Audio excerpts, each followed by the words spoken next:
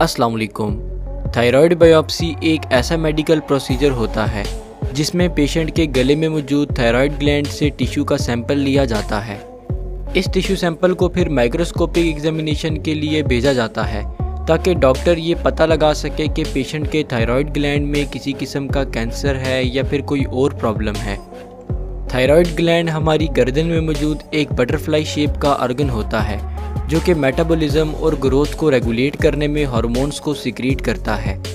बाज़ औक़ात कुछ लोगों में थायराइड ग्लैंड स्वेल कर जाता है या हाथ लगाने पर लम्प्स से महसूस होने लगते हैं। इन लम्प्स को डायग्नोज करने के लिए बायोप्सी का प्रोसीजर परफॉर्म किया जाता है।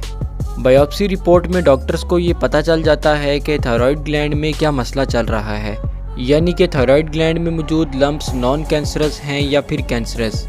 तो चले देखते हैं कि थायराइड बायोप्सी का प्रोसीजर कैसे परफॉर्म किया जाता है।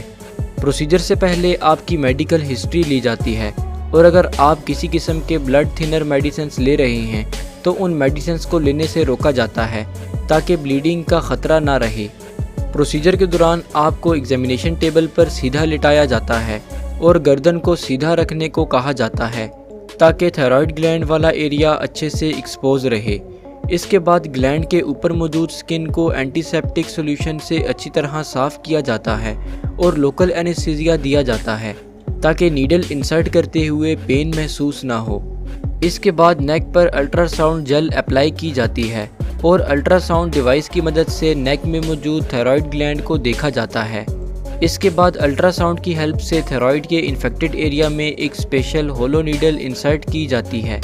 ये नीडल एक सिरिंज टाइप डिवाइस के साथ अटैच होती है जिसकी मदद से थायराइड ग्लैंड के टिश्यू सैंपल को आराम से खींचा जाता है और फिर टिश्यू सैंपल नीडल के अंदर चला जाता है।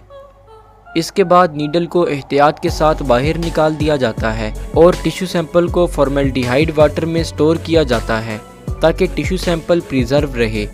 इसके बाद इस सैंपल को फिर एग्जामिनेशन के लिए लेबॉर्ट्री में सेंड कर दिया जाता है। प्रोसीजर के बाद कुछ टाइम तक आपको अंडर ऑब्जर्वेशन रखा जाता है और फिर कोई मसला ना होने की सूरत में आपको घर भेज दिया जाता है।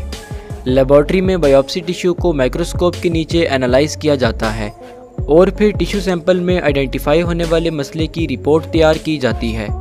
बायोप्सी टेस्ट की रिपोर्ट्स कुछ दिनों में आपको सेंड कर दी जाती हैं और रिपोर्ट्स के मुताबिक फिर आपको फर्दर ट्रीटमेंट ऑप्शन सजेस्ट किए जाते हैं। शुक्रिया, अल्लाह हाफिज़।